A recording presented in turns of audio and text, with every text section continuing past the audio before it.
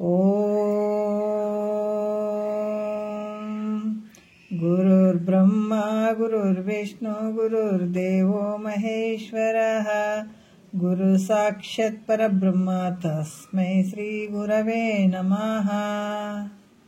ಶ್ರೀ ಜಗದ್ಗುರು ಸಿದ್ಧಾರೂಢರ ಪಾದಕಮಲಗಳಿಗೂ, ಶ್ರೋತ್ರಿಯ ಬ್ರಹ್ಮನಿಷ್ಠ ಸದ್ಗುರು ಬಸವಾನಂದರ ಪಾದಕಮಲಗಳಿಗೂ, ಅವರ ಪ್ರತಿರೂಪದಂಥ ನಿಜಗುಣಪ್ಪನವರ ಪಾದಕಮಲಗಳಿಗೂ ನನ್ನ ದೀರ್ಘದಂಡ ಪ್ರಣಾಮಗಳನ್ನು ಸಲ್ಲಿಸುತ್ತಾ, ಸದ್ಗುರು ಮಾರ್ತಂಡ ಸಾಬಾಯಿ ಸದ್ಗುರುಳ ಪಾದಕಮಲಗಳಿಗೂ ಹಾಗೂ ರಾಯಪ್ಪ ಸದ್ಗುರುಳ ಪಾದಕಮಲಗಳಿಗೂ ನನ್ನ ದೀರ್ಘದಂಡ ಪ್ರಣಾಮಗಳನ್ನು ಸಲ್ಲಿಸುತ್ತಾ, ಗುರು ಸ್ವರೂಪರಾದಂಥ ನನ್ನ ಪತಿದೇವರಿಗೂ ಕೂಡ ನನ್ನ ದೀರ್ಘದಂಡ ಪ್ರಣಾಮಗಳನ್ನು ಸಲ್ಲಿಸುತ್ತಾ, ಮನದಲ್ಲಿ ಸ್ಮರಿಸಿಕೊಳ್ಳುತ್ತಾ, ತಮ್ಮೆಲ್ಲರಿಗೂ ವಂದಿಸುತ್ತಾ, ಇವತ್ತಿನ ನಿಜಗುಣರು ರಚಿಸಿದಂಥ ಕೈವಲ್ಯ ಪದ್ಧತಿ ಒಳಗೆ ಶಿವಕಾರುಣ್ಯ ಸ್ಥಳ ಆಧಾರದ ವಿಷಯ ಬಹಳ ಅದ್ಭುತವಾದಂಥ ವಿಚಾರಗಳನ್ನು ಅವರು ತಿಳಿಸ್ತಾ ಬರ್ತಾ ಇದ್ದಾರೆ.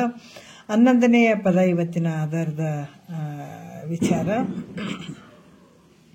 ಕೈವಲ್ಯ ಅಂದ್ರೆ ಮೋಕ್ಷ, ಪದ್ಧತಿ ಅಂದ್ರೆ ದಾರಿ.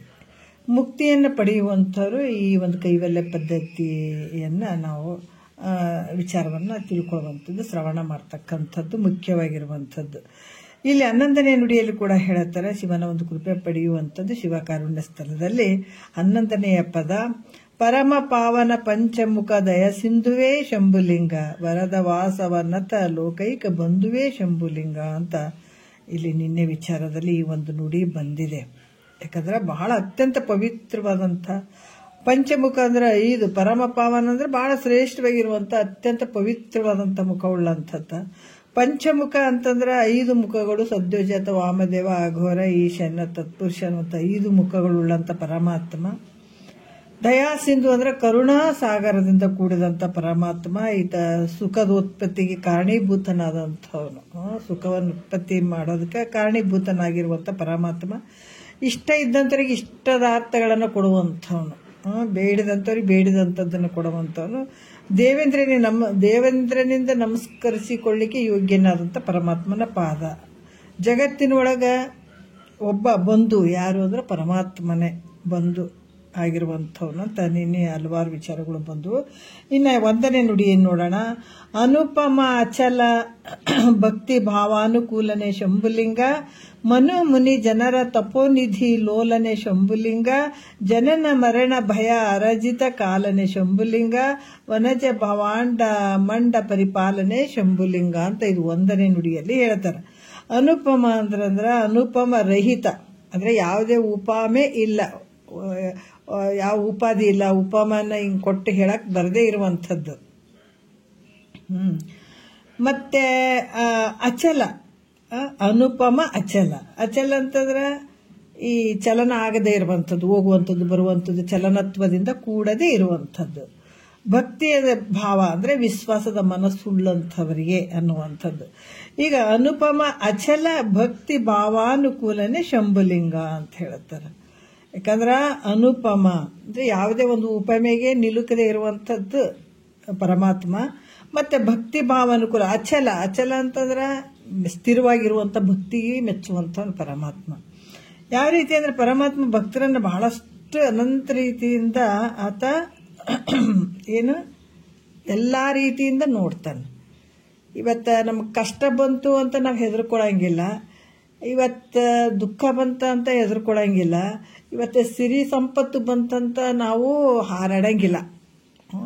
ಎಲ್ಲ ಕೊಟ್ಟು ನೋಡ್ತಾನ ಪರಮಾತ್ಮ, ಕಾಡಿಸಿ ನೋಡ್ತಾನ, ಆಡಿಸಿ ನೋಡ್ತಾನ, ಎಲ್ಲ ರೀತಿಯಿಂದ ನೋಡ್ತಾನ. ಅದಕ್ಕೆ ಭಕ್ತರನ್ನು ಅನಂತ ರೀತಿಯಿಂದ ಕಾಡಿಸ್ತಾನ. ಆದ್ರೆ ಆಮೇಲೆ ಅವರಲ್ಲಿ ಭಕ್ತಿಯನ್ನು ಪರೀಕ್ಷೆ ಮಾಡ್ತಾನ. ಭಕ್ತಿಯನ್ನು ಪರೀಕ್ಷೆ ಮಾಡಿ ಭಕ್ತಿ ಇದ್ರೆ ಅವರಿಗೆ ಒಲಿಯುವಂಥವನು. ಯಾವ ರೀತಿ ಅಂತಂದ್ರೆ ಈಗ ಬೇರೆ ಬೇರೆ ಕಡೆ ನೋಡ್ರಿ, ಎಲ್ಲೋ ಒಂದು ದೇವಸ್ಥಾನಕ್ಕೆ ಅಥವಾ ಎಲ್ಲೋ ಹೋಗಿರ್ತಾರೆ, ದಿನ ಬೇಡ್ಕೋತಿರ್ತಾರೆ. ನಾವು ಕಣ್ಣೆದುರಿಗೆ ನೋಡಿದ್ದೀವಿ. ಅದು ಏನಾದರೂ ಒಂದು ಹೆಚ್ಚು ಕಮ್ಮಿ, ಯಾಕಂದ್ರೆ ಜೀವನ ಅಂತಂದ ಮೇಲೆ ಈ ಪಾಪ ಪುಣ್ಯಗಳ ರೂಪದಿಂದ ಬಂದಂಥ ಈ ಶರೀರ ಹಲವಾರು ರೀತಿಯಿಂದ ಕಷ್ಟಗಳು ಇರ್ತಾವ. ಅದಕ್ಕೆ ಅವ್ರು ಹೇಳ್ತಾರ, ಬರಲುಳ್ಳ ದುಃಖವನ್ನು ಅನುಭವಿಸದೆ ಬೇರೆ ಪರಿಹಾರ ಅದಕ್ಕೆಲ್ಲ. ಹೌದು ಎಂದರೆ ರಾಮನಳ ಪಾಂಡವರು ನೋಯ್ಯಲೇಕೆ ಅಂತ ಹೇಳಿದ್ದಾರೆ. ಏನೇ ಬರ್ತಂದ್ರೆ ಅದು ಬಾರದು ಬಪ್ಪದು ತಪ್ಪದು ಬಂದೇ ಬರ್ತದೆ. ಆದ್ರೆ ಬಂದ ನಂತರ ಮೊದಲ ಎಲ್ಲ ಚಂದ ಇದ್ದಾಗ ದೇವರಿಗೆ ಭಾಳ ಚಂದ ಕೊಟ್ಟ ಹಂಗಿಂಗ ಅಂತ ಅಂದು ಭಾಳಷ್ಟು ಹೊಗಳೋದು. ಏನಾರ ಆದ ತಕ್ಷಣ ಅಯ್ಯೋ ಎಷ್ಟು ಭಕ್ತಿ ಮಾಡಿದೆ ಗುಡಿಗೆ ದಿನ ಹೋಗ್ತಿದ್ದೆ, ದಿನ ಪೂಜೆ ಮಾಡ್ತಿದ್ದೆ, ದಿನ ದೀಪ ಹಾಕ್ತಿದ್ದೆ, ನಮಗೆ ಇಂಥದ್ದು ಬಂತು, ಆ ಗುಡಿ ಕಡೆ ಒಳ್ಳೆ ನೋಡಂಗಿಲ್ಲ ಅನ್ನುವಂಥ ಭಾವ ವ್ಯಕ್ತಪಡಿಸ್ತಿರ್ತಾರೆ ಎಷ್ಟೋ ಜನ, ಹೋಗ್ತಾ ಇರಂಗಿಲ್ಲ. ಹಾಗಾಗಿ ಪರಮಾತ್ಮ ಏನು ಮಾಡ್ತಾನಂದ್ರೆ ಅನಂತ ರೀತಿಯಿಂದ ಭಕ್ತರಿಗೆ ಏನು ಮಾಡ್ತಾನ ಭಾಳಷ್ಟು ರೀತಿಯಿಂದ ಕಾಡಿ ನೋಡ್ತಾನೆ. ಆಮೇಲೆ ಅವ್ರ ಭಕ್ತಿ ಅಚಲ ಇರ್ಬೇಕು. ನೀ ಏನೇ ಕೊಡಲಿ, ನಾನು ಯಾವಾಗಲೂ ಆ ಭಕ್ತಿ ಎಲ್ಲ ನೀನೇನು ಕಷ್ಟ ಕೊಡ್ತೀಯಾ ಅದು ನಿಂದೆ ಐತಪ್ಪ, ಸುಖ ಕೊಡ್ತೀಯ ನಿಂದೇ ಐತಿ ಅಂತ ಆ ಭಕ್ತಿ ಅನ್ನುವಂಥದ್ದು ಅಚಲವಾಗಿರ್ಬೇಕು. ಚಲನತ್ವದಿಂದ ಚಲೋ ಇದ್ಗಳನ್ನೇ ನಾವು ಇಲ್ಲ ಎಲ್ಲ ದೇವ್ರು ಕೊಟ್ಟನ್ರಿ ಅನ್ನೋದು, ಮತ್ತು ಕಷ್ಟ ಬಂಧುಗಳನ್ನೇ ಹಿಂಗ ಮಾಡ್ಯಾನಂತ ದೇವ್ರಿಗೆ ನಾವು ಏನು ಮಾಡೋದು ಬೈಯೋದು ಅನ್ನೋದು ಮಾಡಂಗಿಲ್ಲ. ಯಾಕಂದ್ರೆ ಯಾವಾಗ ಪರಮಾತ್ಮ ಆ ರೀತಿ ಕಷ್ಟ ಕೊಟ್ಟು ನೋಡಿದಾಗ, ಏನೇ ಅಲ್ಲಿ ದುಃಖ ಕೊಟ್ಟು ನೋಡಿದಾಗ ಕೂಡ ಆತನ ಭಕ್ತಿ ಮಾತ್ರ ಹೆಂಗಿರ್ಬೇಕು, ಅಚ್ಚಲವಾಗಿರ್ಬೇಕು. ಅಂಥ ಭಕ್ತಿಗೆ ಆತ ಒಲಿತಾನೆ. ಹೇಗಂದ್ರೆ ಈ ಬಂಗಾರ ಸಾಮಾನುಗಳನ್ನು ಮಾರ್ಲಿಕ್ಕೆ ಹೋಗ್ತೀವಿ ಅಂತ ತಿಳ್ಕೊಳ್ರಿ. ಅವಾಗ ಅವ್ರ ಪತ್ತಾರ ಏನು ಮಾಡ್ತಾರ, ಅವ್ರನ್ನ ತಿಕ್ಕಿ ನೋಡ್ತಾರೆ. ಮತ್ತೆ ಒಳಗಡೆ ಏನಾರ ಇರ್ಬೋದೇನೋ ಅಂತಾರ. ಮತ್ತು ಗುಂಡುಗಳನ್ನು ತೆಗೆದು ಕೂಡ ನೋಡ್ತಾರ, ಏನಾರ ಬೇರೆ ನಕಲಿ ಏನಾರ ಮಿಕ್ಸ್ ಆಗಿದೇನೋ ಅಂತ ನೋಡ್ತಾರ. ಆಮೇಲೆ ಪುನಃ ಇದ್ರ ತಗಡಿನಲ್ಲಿ ಮತ್ತೆ ಏನಾರ ಆದೇನಂತೇಳಿ ಬೆಂಕಿಯಲ್ಲಿ ಕೂಡ ಹಾಕಿ ಕಾಯಿಸಿ ನೋಡ್ತಾನೆ. ಅವನಿಗೆ ಮತ್ತೆ ಇದು ಉತ್ತಮ ಬಂಗಾರ ಅಂತ ಕಂಡು ಬಂದ್ರೆ ಆಮೇಲೆ ಅದನ್ನ ತಗೊಳ್ತಾನೆ. ಹೌದಿಲ್ಲ, ಬಂಗಾರ ಮಾಡೋ ಮತ್ತು ಚಲೋ ಬಂಗಾರ ಅನ್ಸಿದಾಗ ಮಾತ್ರ ಚೆಕ್ ಮಾಡ್ತಾನೆ. ಸ್ವಲ್ಪ ನೋಡಿಬಿಟ್ಟು ಕಟ್ ಮಾಡಿ ನಾನಾ ರೀತಿಯಿಂದ ಚೆಕ್ ಮಾಡಿ ಅದು ಚಲೋ ಬಂಗಾರ ಅಂತಂದಾಗ ಮಾತ್ರ ತಗೊಳತಾನೆ. ಹಾಗೆ ಕೂಡ ಪರಮಾತ್ಮ ಆದರೂ ಕೂಡ ತನ್ನ ಭಕ್ತನಾದಂಥವನ್ನ ಇದನ್ನ ಭಕ್ತಿ ಹೆಂಗೈತೆ ಅಂತ ಸ್ವಲ್ಪ ಬೆಂಕಿಯಾಗಿ ಹಾಕಿ ನೋಡ್ತಾನೆ. ಬಂಗಾರ ಹೆಂಗೆ ಬೆಂಕಿಯಾಗಿ ಹಾಕಿ ನೋಡ್ತಾರಲ್ಲ ಹಂಗಾಗಿ ಇದನ್ನು ಕಷ್ಟ ಕೊಟ್ಟು ನೋಡ್ತಾನೆ. ಆದ್ರೆ ಇದನ್ನ ಬಗಲಿ ಭಕ್ತಿ ಐತೋ ಇಲ್ಲೋ ಅಂತ ಪರೀಕ್ಷೆ ಮಾಡುವ ಸಲುವಾಗಿ ಅನಂತ ರೀತಿಯಿಂದ ಅದಕ್ಕೆ ಕಷ್ಟಗಳನ್ನ ನೋಡ್ತಾನ. ಒಮ್ಮೊಮ್ಮೆ ಸುಖವನ್ನು ಕೊಟ್ಟು ನೋಡ್ತಾನ. ಸುಖದಾಗ ಮೈ ಮರ್ತು ಎಲ್ಲವನ್ನ ಬಿಟ್ಟು ಆ ದೇವ್ರೇನೆ ಈ ದೇವ್ರೇನೆ, ಆ ಗುರುಗಳೇನೆ ಈ ಗುರುಗಳೇನೆ ಹಿಂಗೆಲ್ಲ ಆಗ್ತಾವ. ಸುಖ ಬಂದ ಕಾಲಕ್ಕನ ಬಹಳಷ್ಟು ತನ್ನ ಮೈ ಮರ್ತು ಬಿಡ್ತಾನೆ. ದುಃಖ ಬಂದ ಕಾಲಕ್ಕಾದ್ರೂ ಮೈ ಮರ್ತು ಬಿಡ್ತಾನೆ. ಯಾಕಂದ್ರೆ ಆ ದುಃಖದ ಒಂದು ಸಾಗರದಲ್ಲಿ ಆತ ಮುಳುಗಿ ಬಿಡ್ತಾನೆ. ಸುಖ ಬಂದಾಗ ಆ ಸುಖದ ಸಾಗರದಲ್ಲೇ ಮುಳುಗಿ ಬಿಡ್ತಾನೆ. ಹಿಂಗಾಗಿ ಎಲ್ಲಾ ರೀತಿಯಿಂದ ಕೊಟ್ಟು ನೋಡ್ತಾನೆ. ಅದಕ್ಕೆ ಕಷ್ಟಗಳನ್ನ ಕೊಟ್ಟು ನೋಡ್ತಾನೆ, ಒಮ್ಮೊಮ್ಮೆ ಸುಖನೂ ಕೊಟ್ಟು ನೋಡ್ತಾನೆ. ಕಷ್ಟ ಬಂದ ಕಾಲದಾಗ ದುಃಖವನ್ನು ಹೊಂದುತ್ತಾ ಎಲ್ಲಿಯೇ ದೇವರು ಎಲ್ಲಿಯೇ ಅಂತ ಬೈಯೋದು ದೇವ್ರಿಗೆ, ನಮಗಿಷ್ಟು ಕಷ್ಟ ಕೊಟ್ಟಾನಂತಂದ ಮೇಲೆ ಬಹಳಷ್ಟು ಜನ ನೋಡ್ರಿ ಈ ಶಾಸ್ತ್ರದಲ್ಲಿ ಕೂಡ ಕೆಲವು ವಿಚಾರಗಳು ಬರ್ತಾವ. ಶಾಸ್ತ್ರ ಕೇಳಬೇಕಾದಾಗ ಏನು ಭಾಳ ಚಂದ ಇರ್ತಾರ, ಕೇಳಬೇಕಾದಾಗ ಇರ್ತಾರ, ಅಥವಾ ಹೇಳುವಂಥವ್ರೂ ಇರ್ತಾರ. ಹೇಳುವಂಥವ್ರ ಮನ್ಯಾಗೂ ಏನಾರ ಆಗಿಬಿಟ್ರ ಅಯ್ಯಯ್ಯ ಗುರುಗಳು ಅಂತಾರ, ಶಾಸ್ತ್ರ ಅಂತಾರ, ದಿನಾ ಹೇಳ್ತಾರ, ಅವ್ರ ಮನೆಗೆ ಯಾಕ್ರಿ ಹಿಂಗಾಗ್ಬೇಕು ಅಂತ ಅನ್ನೋದು. ದಿನಾ ಕೇಳ್ತೀವಿ ನಮ್ಮ ಮನೆಗೆ ಯಾಕ್ರಿ ಹಿಂಗಾಗ್ಬೇಕು ಅನ್ನೋದು. ಇವೆಲ್ಲ ಎಂಥ ಒಂದು ನೋಡ್ರಿ ಈ ಥರ ಅಲ್ಲಿ ಬಿಟ್ಟೇ ಬಿಡೋದು, ಕೇಳೋದ ಬಿಟ್ಟು ಬಿಡೋದು. ನಮಗೆ ತ್ರಾಸಾಗ್ಯದ ಬಿಡ್ರಿ ಅದನ್ನೇನು ಕೇಳೋದು ಹಿಂಗಾಗ್ಯದ ಅದನ್ನ ತೊಗೊಂಡು ನಾವೇನು ಮಾಡ್ಬೇಕಂತ ಬಿಟ್ಬಿಡುವಂಥದ್ದು. ಆಮೇಲೆ ಹೇಳುವಂಥವ್ರು ಅವ್ರು ಅಷ್ಟೆಲ್ಲ ಹೇಳ್ತಾರೆ, ಹಿಂಗೆ ಯಾಕೆ ಆಗ್ಬೇಕನ್ನುವಂಥ ವಿಚಾರಗಳು ಬರುವಂಥದ್ದು. ಇವೆಲ್ಲ ಏನಾಗ್ತಾವಂದ್ರೆ ಅವು ಬಂದೇ ಬರ್ತಾವ. ಜ್ಞಾನಿ ಕೂಡ ಈ ಶರೀರ ತೊಟ್ಕೊಂಡು ಬಂದಾನಂತಂದ್ರೆ ಅದನ್ನು ಪ್ರಾರಬ್ಧ ಮೂಲಕ ಎಲ್ಲ ಕಷ್ಟ ಸುಖವನ್ನು ಅನುಭವಿಸ್ಬೇಕಾದ್ರೆ ಶರೀರಕ್ಕೆ ಬಂದಂಥದ್ದು ಅಲ್ಲ. ಅದಕ್ಕೆ ಬಂದಾಗ ಏನು ಕಷ್ಟ ಬಂದಾಗೂ ಹಂಗೆ ಅನ್ನೋದು, ಸುಖ ಎಲ್ಲಿ ಭಕ್ತಿಯಿಂದ ಅಲ್ಲಿ ಯಾವ ರೀತಿ ಅಂತಂದ್ರೆ ದೇವರಲ್ಲಿಯೂ ಪ್ರೇಮ ರೂಪವಾದಂಥ ಭಕ್ತಿ ಕಡಿಮೆ ಆಯಿತು ಅಂತ ಆಗುವಂಥದ್ದು. ಕಷ್ಟ ಬಂದ ಮೇಲೆ ಆ ದೇವ್ರೇನು ಈ ದೇವ್ರೇನು ಮನಾರು ಮಾಡಿದೆ ದೇವ್ರಿಗೆ, ಆದ್ರೆ ಕಷ್ಟ ಬಿಡ್ತೇನೋ ಇಲ್ಲ, ಆ ದೇವ್ರ ತಗೊಂಡು ನಾನೇನು ಮಾಡಲಿ ಅಂತ ಅನ್ನೋರ್ನು ಅದಾರ, ಇಲ್ಲ ಅಂತಿಲ್ಲ. ಮತ್ತು ಆನಂದವಾಗಿ ಇರ್ತಾನೆ. ಎಲ್ಲ ಸುಖ ಬಂತು ಈ ಭೋಗಗಳಲ್ಲಿ ದೇವರನ್ನ ಮರ್ತು ಬಿಡೋದು. ಭಾಳಷ್ಟು ಬಂದಾಗ ದೇವರನ್ನ ಮರ್ತು ಬಿಡುವಂಥದ್ದು ಇರ್ತದೆ. ಇವನು ಇನ್ನೂ ಅಚಲ ಭಕ್ತಿಯಿಂದ ಕೂಡಿಲ್ಲ ಅಂತ ತಿಳಿದು ಏನು ಮಾಡ್ತಾನೆ, ಆವಾಗ ಕಷ್ಟ ಬಂದಾಗ ದೇವ್ರಿಗೆ ಬೈಯೋದು, ಸುಖ ಬಂದಾಗ ಮೈ ಮರೆತು ದೇವರನ್ನು ಮರ್ತು ಬಿಡೋದು. ಅದಕ್ಕೆ ಇದನ್ನು ತಿಳ್ಕೊಂಡು ಕೇಸಿ ಇನ್ನೂ ಅಚಲ ಭಕ್ತಿಯಿಂದ ಕೂಡಿಲ್ಲ ಅಂತ ಪರಮಾತ್ಮ ಅದನ್ನ ಕೈ ಬಿಟ್ಬಿಡ್ತಾನೆ. ಅದಕ್ಕೆ ಪರಮಾತ್ಮನು ಭಕ್ತನ ಒಂದು ಪರಿಚಯ ಮಾಡುವಂಥದಕ್ಕಾಗಿ ಅವನ ಐಶ್ವರ್ಯವನ್ನು ಸಹ ಕಸಿದುಕೊಂಡು ಹೋಗ್ತಾನೆ. ಒಂದೊಂದ್ಸಲ ಭಕ್ತಿಯನ್ನು ಪರೀಕ್ಷೆ ಮಾಡಕ್ಕೆ ಆತನ ಬಲ್ಲಿರುವಂಥ ಐಶ್ವರ್ಯವನ್ನ ಕೂಡ ಕಸ್ಕೊಂಡು ಬಿಡ್ತಾನಂತ ಒಂದೊಂದ್ಸಲ ಪರಮಾತ್ಮ. ನೋಡ್ರಿ, ಕಷ್ಟ ಸುಖ ಎರಡೂ ಕೊಟ್ಟು ನೋಡ್ತಾನೆ. ಆ ಕಾಲದಲ್ಲಿ ಪರಮಾತ್ಮ ಪರೀಕ್ಷೆ ಮಾಡಕ್ಕೆ ಶುರು ಮಾಡಿದ. ಯಾಕಂದ್ರೆ ಈ ನಾಮಸ್ಮರಣೆ ಎಲ್ಲೇ ದುಡ್ಡು ಹೋದ್ರೇನು ಬಿಟ್ರೇನು ಹೋದ್ರೂ ಕೂಡ ಪರಮಾತ್ಮನ ನಾಮಸ್ಮರಣೆಯನ್ನು ಮಾಡ್ಲಿಕ್ಕೆ ಶುರು ಮಾಡಿದ ಅಂತಂದ್ರೆ ನಮ್ಮ ಐಶ್ವರ್ಯ ಅನ್ನುವಂಥದ್ದೆಲ್ಲ. ಯಾಕಂತಂದ್ರೆ ಯಾವ ರೀತಿ ಅಂದ್ರೆ ಆ ಕಾಲದಲ್ಲಿ ಪರಮಾತ್ಮನ ನಾಮಸ್ಮರಣೆ ಮಾಡಲಿಕ್ಕೆ ಹತ್ತಿದ್ರು ಕೂಡ ನಮ್ಮ ಐಶ್ವರ್ಯ ಎಲ್ಲ ಹಿಂಗೆ ಹೋಯ್ತಲ್ಲಪ್ಪ ಅಂತ ಹೇಳುವಂಥದ್ದು. ಆಮೇಲೆ ಈ ಮನೆಯಾಗ ನಾವೊಂದು ಯಾರಿಗೂ ಒಂದು ಸ್ವಲ್ಪ ಆರಾಮಿರಲಿಲ್ಲ ಅಂದಾಗ ಹಿಂಗಾಯ್ತು ಅನ್ನೋದು. ಅದರಿಂದ ಏನಾದರೂ ಮನೆಯಲ್ಲಿ ಈ ಎಮ್ಮೆ ಹಸುಗಳು ಏನಾದರೂ ಸತ್ತು ಹೋದ್ರೆ ಅದು ಸತ್ತೋಯ್ತಂತ ಅನ್ನುವಂಥದ್ದು. ಈ ರೀತಿ ತಿಳಿದು ಪರಮಾತ್ಮ ನಾಮಸ್ಮರಣೆ ಮತ್ತು ಮಠಕ್ಕೆ ಹೋಗುವಂಥದ್ದು ಕೂಡ ಬಿಡ್ತಾರೆ. ಎಷ್ಟೋ ಜನ ಬಿಡ್ತಾರೆ. ಇಲ್ರಿ ಹಿಂಗಾಯ್ತು ನಾವು ಕೇಳಕತ್ತೀವಿ ಆದ್ರೆ ಬಿಟ್ಟಿಲ್ಲ ಅಂದ್ರೂ ಕೂಡ ಇಷ್ಟೆಲ್ಲ ಮನೆಗೆ ಹಿಂಗೆ ಆಗಕ್ಕೆ ಆದವು, ಅದಕ್ಕೆ ಆ ದೇವ್ರು ತೊಗೊಂಡು ಏನು ಮಾಡಲಿ, ಆ ಗುರುಗಳು ಮಾತು ತೊಗೊಂಡು ಏನು ಮಾಡಲಿ ಅನ್ನುವಂಥ ಭಾವ ವ್ಯಕ್ತಪಡಿಸ್ತಾರೆ. ಇಲ್ಲ ಅಂತಿಲ್ಲ, ಭಾಳಷ್ಟು ಕಡೆ ಹಾಗೇನೆ. ಭಾಳಷ್ಟು ಶ್ರೀಮಂತಿಕೆ ಬಂದಾಗ ಕೂಡ ಇದು ಭಾಳಷ್ಟು ಸೂಕ್ಷ್ಮ ವಿಚಾರಗಳು. ಭಕ್ತಿ ಯಾವಾಗಾರ ಮಾಡೋದು ಅದು ಎನಿ ಟೈಮ್ ಮಾಡೋದು ಸುಮ್ಮನೆ ಅಲ್ಲ. ನಮಗೆ ಈ ವಿಷಯದಾಗ ಕೆಲವ್ರು ಹೇಳಿದರು ಭಾಳಷ್ಟು ಅಂತಾರ, ಈ ಒಂದು ಕಷ್ಟ ಬಂದಾಗ ಮಾತ್ರ ದೇವರಿಗೆ ಪೂಜೆ ಮಾಡೋದು, ಆಮೇಲೆ ಗುಡಿ ಗುಂಡಾರಕ್ಕೆ ಹೋಗೋದು, ಒಂದು 5 ವಾರ ಗುಡಿ ಸುತ್ತರಿ ಅಂತ ಹೇಳ್ಯಾರ್ರಿ, ಅದಕ್ಕೆ ಗುಡಿಗಳು ಸುತ್ತರಿತೀವಿ ಅಂತಾರ. ಅದೇ ಹಿಂಗೆಲ್ಲ ಮಾಡ್ತಾರೆ ಕಷ್ಟ ಬಂದಾಗ. ನಾವು ಶಿಮ್ಶಕ್ಕೆ ಹೋದಾಗ ಫಸ್ಟು ಈ ಮಾತು ಹೇಳೀನಿ ನಾನು, ಆದರೂ ಕೂಡ ಇನ್ನೂ ಒಂದು ಸ್ವಲ್ಪ ಹೇಳ್ತೀನಿ. ಭಾಳಷ್ಟು ಜನ ಕಷ್ಟ ಬಂದಾಗೆ ದೇವ್ರು ಅನ್ನೋರು ಭಾಳ ಜನ ಇರ್ತಾರ. ನಾವು ಓದಿದ ತಕ್ಷಣನೇ ನಾವು ಅವತ್ತಿನ ದಿವಸನೇ ನಾವು ಇದನ್ನು ಮಾಡಬೇಕು, ಶಾಸ್ತ್ರವನ್ನು ಮಾಡಬೇಕು, ನಾವು ಹೇಳುವಂಥದ್ದು ಕೇಳುವಂಥದ್ದು ಒಂದು ದಿವಸ 5-7 ಗಂಟೆಯಿಂದ 8 ಗಂಟೆವರೆಗೂ ಕ್ರಮವಾಗಿ ಮಾಡ್ಕೊಂಡು ಹೋಗೋಣ ಅಂತ ನಾವೇನು ನಿರ್ಧಾರ ಮಾಡಿದ್ವಿ. ಮಾಡಿದ್ಮೇಲೆ ಪ್ರತಿ ದಿವಸ ಮಾಡ್ಬೇಕಾದಾಗ ನಮ್ಮ ಎದುರುಗಡೆ ಒಬ್ಬರು ಇದ್ದರು, ಅವರು ಇಂಜಿನಿಯರ್. ಆ ಹೆಣ್ಮಗಳು ಒಬ್ಬಕ್ಕೆ ಎಷ್ಟು 7 ಗಂಟೆಗೆ ಬಂದಳು. ಬಂದ ನಂತರ ಅಮ್ಮ ಏನು ಮಾಡಕತ್ತಾರಂತ ನನ್ನ ಮಕ್ಕಳಿಗೆ ಕೇಳಿದಾಗ, ಇಲ್ಲ ಅಮ್ಮ ಅವ್ರ ಪ್ರವಚನ ಈ ಭಜನೆ ಅದೆಲ್ಲ ಮಾಡ್ತಾ ಇದ್ದಾರೆ, 1 ಗಂಟೆ ಮಾಡ್ತಾರ ಅಂದ್ರೆ ಮರುದಿವಸ ಬಂದು ಕೇಳಿದಳು, ನಾವು ಬರ್ತೀವಿ ಮೇಡಮ್ ಕೇಳಮ್ಮ ಅಂತಂದಳು. ಆಯ್ತು ಕೇಳ್ರಿ ಅದಕ್ಕೇನಂತ ಹೇಳಿದ್ವಿ. ಸ್ವಲ್ಪ ದಿವಸ ಬಂದಳು. ಬಂದ ನಂತರ ಆಕೆ ಹೇಳಿದಳು, ಮೇಡಮ್ ನೀವೇನು ತಪ್ಪು ತಿಳ್ಕೊಬೇಡ್ರಿ ಅಂತಂದಳು. ಇಲ್ಲ ಏನು ಅಂತಂದೆ ನಾನು. ಇಲ್ಲ ನಿಮಗೇನು ಕಡಿಮೆ ಆಗಿಲ್ಲ, ಇಷ್ಟೆಲ್ಲ ದೊಡ್ಡ ಆಫೀಸರ್ ಇದ್ದೀರಿ, ಬೇಕಾದಷ್ಟು ಐತೆ, ಅದಕ್ಕೆ ಇವ್ರು ಯಾಕೆ ದೇವರು ದಿಂಡ್ರು ಅಂತ ಈ ಪೂಜೆ ಭಜನೆ ಗಿಜನೆ ಅಂತೆಲ್ಲ ಮಾಡ್ತಾರ, ಇವ್ರಿಗೇನು ಕಡಿಮೆ ಆಗ್ಯದಂತ ಮಾಡ್ತಾರ. ನಮ್ಮ ಕಡೆ ಏನಿಲ್ಲ, ಭಾಳಷ್ಟು ಕಷ್ಟ ಬಂತು ಅಂದಾಗ ಅವಾಗ ದೇವರು ದಿಂಡ್ರು ಅಂತ ಮಾಡ್ತೀವಿ ಹೊರತಾಗಿ ಮಾಮೂಲಿ ಟೈಮ್ನಾಗ ಮಾಮೂಲಿನೇ ಇರ್ತೀವಿ. ಬಟ್ ನೀವು ದಿನ ಮಾಡ್ತೀರಲ್ಲ ಅದಕ್ಕೆ ನನಗೆ ಭಾಳ ವಿಚಿತ್ರ ಅನಿಸಿತ್ತು ಅಂತ ಹೇಳಿದಳು. ಹೌದೌದು, ಯಾರ್ಯಾರಿಗೆ ಹೆಂಗಂಗೆ ಭಾವಗಳು ಇರ್ತಾವ ಅವ್ರವ್ರಿಗೆ ಹಂಗಂಗೆ ಅನಿಸ್ತದ, ಇಲ್ಲ ಅಂತಿಲ್ಲ. ದಿವಸ ಭಗವಂತನ ಸ್ಮರಣೆ ಮಾಡಿದ್ರೆ ಏನು ತಪ್ಪಿಲ್ಲಲ್ಲ, ಅದಕ್ಕೆ ಮಾಡ್ತೀವಿ ಅಂತ ನಾ ಹೇಳಿ ಯಾಕೆ ಪ್ರತಿ ದಿವಸ ಕೇಳೋಕೆ ಶುರು ಮಾಡಿದ್ರೆ ಅವರಿಗೆ ಗೊತ್ತಾಯ್ತು. ಅದಕ್ಕೆ ಏನು ಮಾಡ್ತಾರ, ಕೆಲವೊಂದು ಸಂದರ್ಭದಲ್ಲಿ ಹಿಂಗೆ ಆಯ್ತಲ್ಲಪ್ಪ, ಹೇಳುವಂಥವ್ರ ಮನೆಗೂ ಒಳ್ಳೆವೂ ಆಗ್ತಾವೆ ಕೆಟ್ಟವೂ ಆಗ್ತಾವೆ, ಕೇಳೋವಂಥವ್ರ ಮನೆಗೂ ಒಳ್ಳೆವೂ ಆಗ್ತಾವೆ ಕೆಟ್ಟವೂ ಆಗ್ತಾವೆ. ಕೆಟ್ಟ ಕಾಲಕ್ಕೆ ಬಂದ ಕಾಲಕ್ಕೆ ಹಿಂಗಾಯ್ತು ಅಂತ ಬಿಡುವಂಥದ್ದಾಗಿರ್ಬೋದು, ಒಳ್ಳೇದು ಬಂದಗಳನ್ನು ಮೈ ಮರೆತು ಬಿಡುವಂಥದ್ದು, ಇವ್ಯಾವ ನಡಿಬಾರ್ದು. ಪರಮಾತ್ಮನಿಗೆ ಏನಾಗ್ಯದ, ಇದು ಅಚಲವಾದ ಭಕ್ತಿ ಬೇಕಾಗ್ಯದ.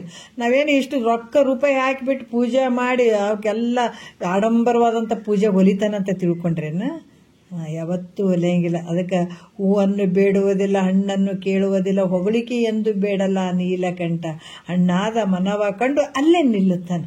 ನಿನ್ನ ಭಕ್ತಿ ಪರಿಶುದ್ಧವಾದ ಭಕ್ತಿಗೆ ಮೆಚ್ಚುತ್ತಾನ. ನಾವು ತಿಳ್ಕೊಳ್ಬೇಕು, ನಾವು ಏನು ಮಾಡೋದು ಬೇಡ, ಕೂತ್ಕೊಂಡು ಒಂದು ಸ್ಮರಣೆ ಮಾಡಿದ್ರೆ ಸಾಕು, ಭಗವಂತನ ಸ್ಮರಣೆ.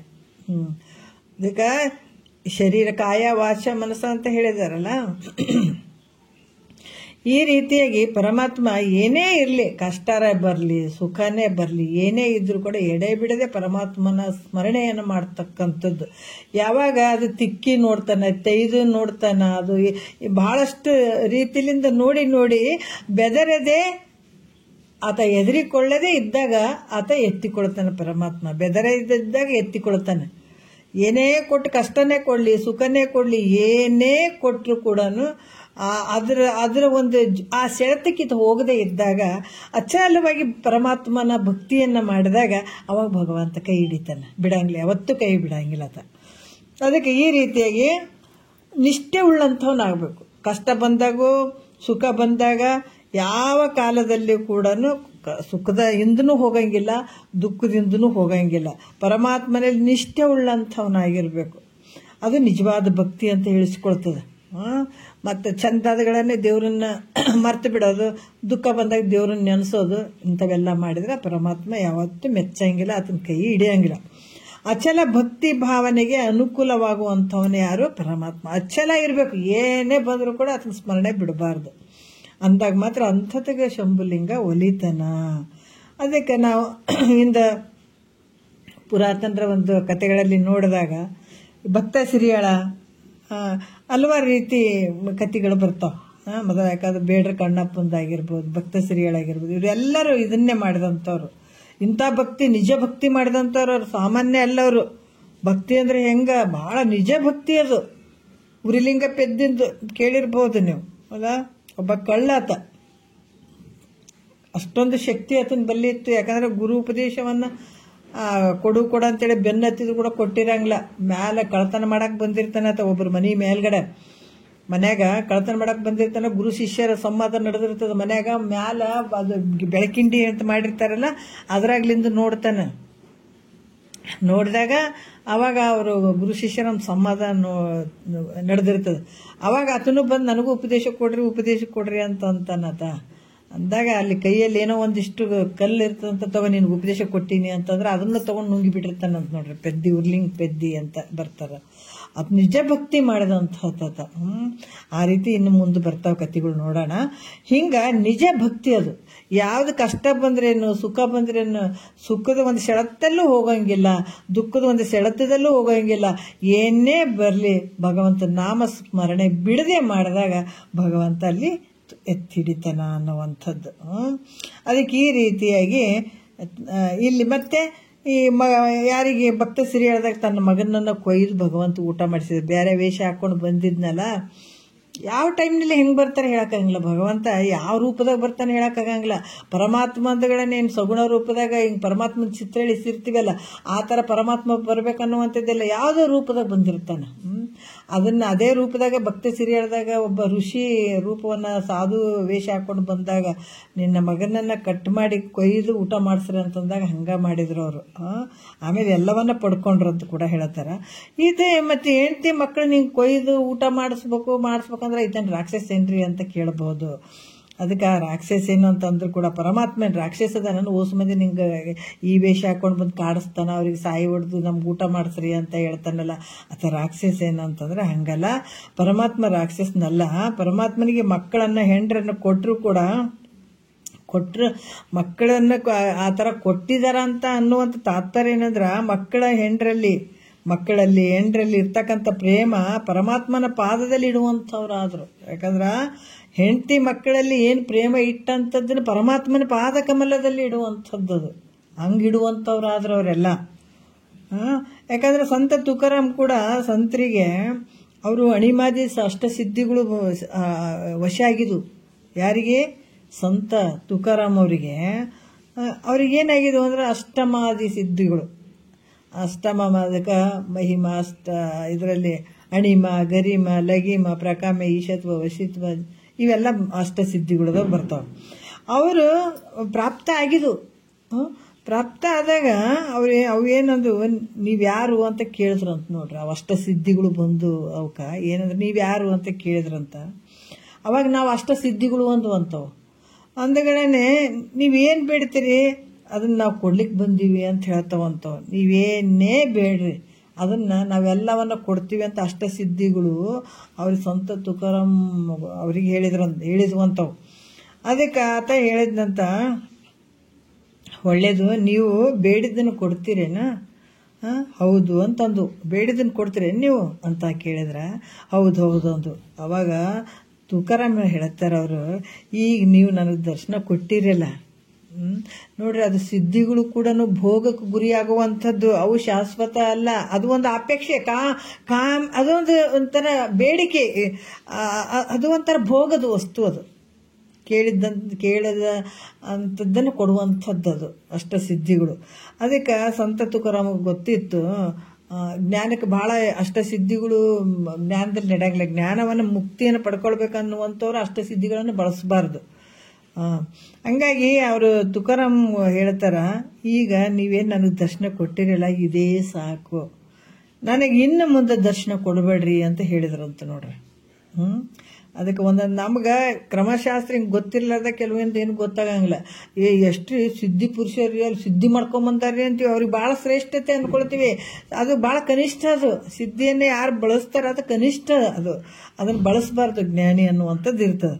ಹಾಗಾಗಿ ನನಗೆ ಈ ಸಲ ಏನು ದರ್ಶನ ಕೊಟ್ಟಿರಲ್ಲ, ಮುಂದೆ ನನಗೆ ಯಾವತ್ತೂ ದರ್ಶನ ಕೊಡಬೇಡ್ರಿ ಅಂತ ಹೇಳಿದ್ರಂತವ್ರು.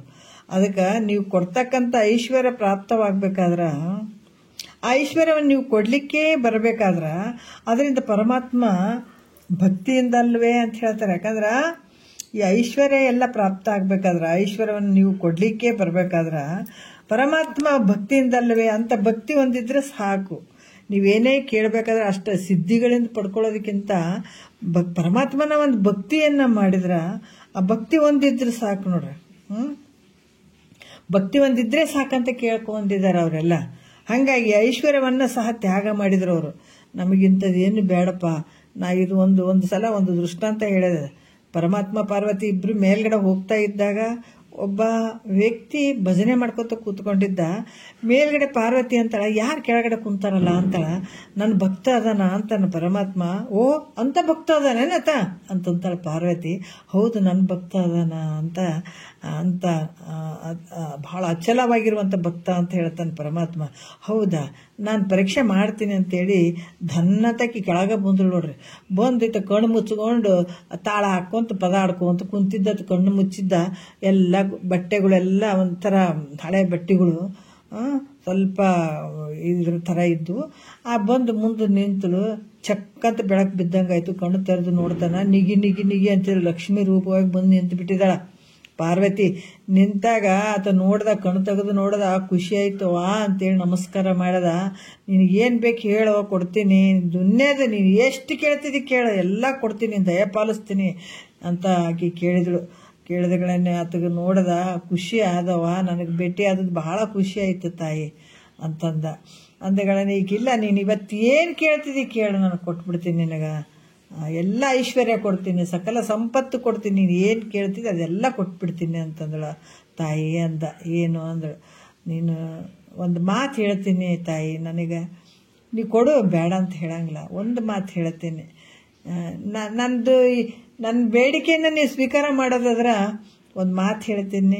ಇವತ್ತು ನೀನೇನು ನನಗೆ ಭೇಟಿ ಆಗಿಯಲ್ಲ, ಇನ್ನು ಮುಂದೆ ಯಾವತ್ತು ನನ್ನ ಕಣ್ಣು ಮುಂದೆ ಬರಬೇಡ, ನನಗೆ ಭೇಟಿ ಆಗಬೇಡ ಅಂತಂದಾತ. ಯಾಕ ಅಂದಳು.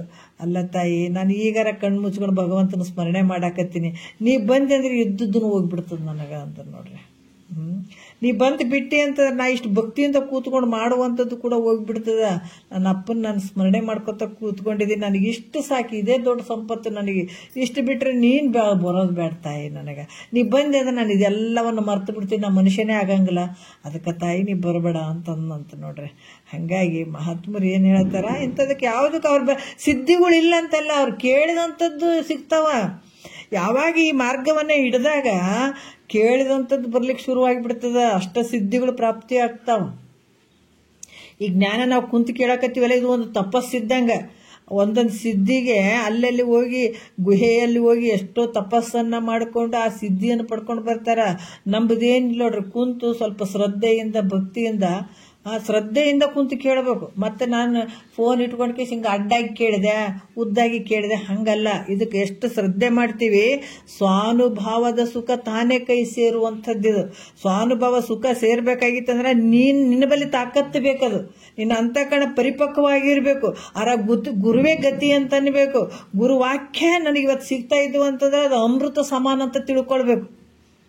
ಇಷ್ಟು ಈ ರೀತಿ ಇದ್ದಾಗ, ಭಾವ ಇದ್ದಾಗ ಗೆಲ್ಲುತ್ತಿದ್ದೀನಿ ನಾನು. ಆವಾಗ ಏನಾಯಿತು ಅಂದ್ರೆ, ಈ ರೀತಿ ಭಕ್ತಿ ಅನ್ನುವಂಥದ್ದು ಬಹಳ ಮುಖ್ಯ ಇರ್ತದ. ಅಂತ ಒಂದು ಪರಮಾತ್ಮಗಾಗಿ ಅಲ್ಲಿ ಕೇಳಿಕೆ ತಕ್ಷಣಕ್ಕೆ ಮೇಲ್ಗಡೆ ಬಂದುಬಿಟ್ಲು. ಮುಖ ಸಪ್ಪೆ ಹಾಕೊಂಡು ಕೂತಿದ್ಳು. ಯಾಕೆ ಏನಾಯ್ತು ಅಂದಳು, ಖರೆ ನೀನು ಹೇಳಿದ್ದು ಭಾಳ ಖರೆ ಅದ, ಆತ ಅಚಲ ಭಕ್ತಿ ಉಳ್ಳಂಥವನದಾನ ಶಿಷ್ಯ ಅಂತ ಹೇಳಿದಳಂತಾಕಿ. ಹಾಗಾಗಿ ಇಲ್ಲಿ ಕೂಡ ಏನು ಹೇಳತ್ತಾರ, ಭಕ್ತಿ ಸಿದ್ಧಿಗಳು, ಅಷ್ಟ ಸಿದ್ಧಿಗಳು ಇದ್ರೂ ಕೂಡ ಬಯಸಂಗಿಲ್ಲ. ನಾವು ಆ ಒಂದೊಂದು ಸಿದ್ಧಿಗಳನ್ನು ಬಯಸ್ಲಿಕ್ಕೆ ಅಷ್ಟೆಲ್ಲ ಮಾಡುವಂಥದ್ದು. ಆದರೆ ಈ ಜ್ಞಾನದಲ್ಲಿ ಅಷ್ಟ ಸಿದ್ಧಿಗಳು ಪ್ರಾಪ್ತಿ ಆಗ್ತಾವ. ಅಷ್ಟು ಶಕ್ತಿ, ಬಹಳ ಉತ್ಕೃಷ್ಟವಾದಂಥ ಜ್ಞಾನ ಇದು. ಇದು ಸಾಮಾನ್ಯ ಜ್ಞಾನ ಅಲ್ಲ. ನಾವು ಬರೇ ಕುಂತು ಕೇಳೋದು ಒಂದು ದೊಡ್ಡ ತಪಸ್ಸಿದು. ತಪಸ್ಸಂದಾಗ ಹೋಗಿ ಕೈಕಾಲು ಹಿಂಗೆ ಕಣ್ಣು ಮುಚ್ಕೊಂಡು ಚಕ್ಮಕ್ಕಳು ಹಾಕೊಂಡು ಕಣ್ಣು ಮುಚ್ಕೊಂಡು ಹಿಂಗೆ ಗಟ್ಟಿಯಾಗಿ ಮುಚ್ಕೊಂಡು ಅದು ತಪಸ್ಸು ಹಂಗಂತಾರೇನ?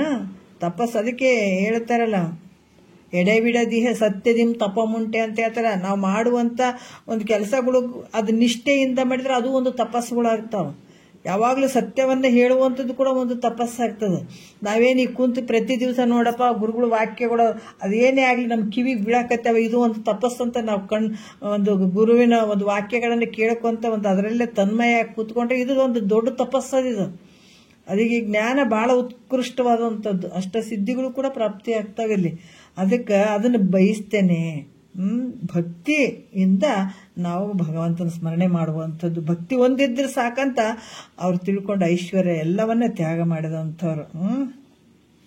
ಎಲ್ಲ ಐಶ್ವರ್ಯದ ಮೇಲೆ ಏನು ಸಕಲ ಈಗ ಹೆಂಡತಿ ಮಕ್ಕಳು ನಾವೇಟು ಪ್ರೀತಿ ಇಟ್ಟಿವಿ, ಎಷ್ಟು ಪ್ರೇಮ ಇಟ್ಟಿವಿ, ಅದ್ರದ್ದು ಒಂದು ಭಾಗ ನಾವು ಭಗವಂತನ ಮೇಲೆ ಇಟ್ರೆ ಭಗವಂತನೇ ಒಲ್ದು ಬಿಡ್ತಾನ್ರಿ. ಅಷ್ಟೊಂದು ಮೋಹ ಇಟ್ಟಿದೀವಿ ಸಂಸಾರದಾಗ, ನಮ್ಮ ಶರೀರದಾಗ. ನೋಡ್ರಿ ಭಾಳ ಭಾಳ ಭಾಳ ಗದ್ದಲ ಐತಿದೆ. ನಮ್ಮ ಶರೀರ ಮೇಲೆ ಆಗಿರ್ಬೋದು, ಮನೆಗೆ ಹೆಂಡತಿ ಮಕ್ಕಳು ಆಸ್ತಿ ಸಂಪತ್ತಿ ಒಂದ ಎರಡ ಮೋಹ ಇಟ್ಟಂಥದ್ದು. ಆ ಮೋಹ ಒಂದು ಸ್ವಲ್ಪ ತೆಗೆದು ಈ ಕಡೆ ಪರಮಾತ್ಮನ ಪಾದಕಮಲಗಳಿಗೆ ಇಟ್ಟರೆ ಗೆದ್ದು ಬಿಡ್ತಾನೆ ಮನುಷ್ಯ. ಎಲ್ಲದರಿಂದ ಗೆಲ್ಲತನತ. ಅದಕ್ಕೆ ಇಂಥ ಮೋಹವನ್ನು ಸಹ ಪರಮಾತ್ಮನ ಪಾದದಲ್ಲಿ ಇಡುವಂಥವ್ರು ಆದ್ರವ್ರು ಮಹಾತ್ಮರು ತಿಳ್ಕೊಂಡ್ರು. ಎಲ್ಲವನ್ನ ಆತನ ಪಾದಕ್ಕೆ ಹಾಕಿಬಿಟ್ರು. ನೋಡ್ರಿ, ಸಗುಣ ರೂಪದಿಂದಿರುವಂಥ ಯಾರು ಸದ್ಗುರುನಾಥನ ಪಾದಕ್ಕೆ ಹಾಕಿಬಿಟ್ರು. ಎಲ್ಲ ತಮ್ಮ ಐಶ್ವರ್ಯ ತಮ್ಮಲ್ಲಿರುವಂಥದ್ದು ಏನನ್ನ ಐಶ್ವರ್ಯ ಅಂದ್ರೆ ಓಟು ಕೊಡುವಂಥದ್ದು ಹಂಗಲ್ಲ ಅದು. ಇಲ್ಲಿ ಏನಂದ್ರೆ ತಮ್ಮ ಐಶ್ವರ್ಯ ಹೆಂಡತಿ ಮಕ್ಕಳು ಸಂಸಾರ ಬಂಧು ಬಳಗ ಶರೀರ ಮೇಲೆ ಇಟ್ಟಂಥ ಮೋಹ ಇವೆಲ್ಲವನ್ನ ತೆಗೆದು ಗೊಳೆ ಮಾಡಿ ಭಗವಂತನ ಪಾದಕ್ಕೆ ಹಾಕಿಬಿಟ್ಟು ಅವ್ರೇನಂತಂದ್ರೆ ಪರಮಾತ್ಮನ ಪಾದದಲ್ಲಿಟ್ಟು ತಾವು ಮಾತ್ರ ಭಾಳ ಆನಂದವಾಗಿ ಇರ್ಲಿಕ್ಕೆ ಶುರು ಮಾಡಿದರು. ಈ ರೀತಿಯಾಗಿ ಇಲ್ಲಿ ಮತ್ತೆ ಹೇಳ್ತಾರ, ಯಾವುದು 2ನೆಯ ನುಡಿಯಲ್ಲಿ ಕೂಡ ಹೇಳ್ತಾರ. ಮತ್ತೇನು ಹೇಳ್ತಾರ ಇಲ್ಲಿ, ಮನು ಮುನಿ ಜನರ ತಪೋನಿಧಿ ಲೋಲನೆ ಶಂಭುಲಿಂಗ ಅಂತ ಹೇಳ್ತಾರ. ಇಲ್ಲಿ ಕೂಡ ಯಾವ ರೀತಿ ಅಂತಂದ್ರ 88 ಕೋಟಿ ಮುನಿಗಳು, 14 ಮಂದಿ ಮನು ಸ್ವಯಂಭೂ ಅಂತ ಹೇಳ್ತಾರೆ. ಮೊದಲಾದ 14 ಮಂದಿ ಯಾರು ಮನುಗಳು, ಮತ್ತು ಮುನಿಗಳು 88 ಕೋಟಿ ಮುನಿಗಳು, ಮತ್ತು ಸಕಲ ಜನರ ಜೀವಿಗಳ ತಪೋನಿಧಿ ಲೋಲನೆ ತಪಸ್ಸನ್ನುವಂಥ ಧನವನ್ನ ಕಂಡು ಸಂತೋಷ ಪಡ್ತಕ್ಕಂಥವನು. ಪರಮಾತ್ಮನ ಸ್ಮರಣೆ ಅನ್ನುವಂಥದ್ದೇ ಒಂದು ತಪಸ್ಸು.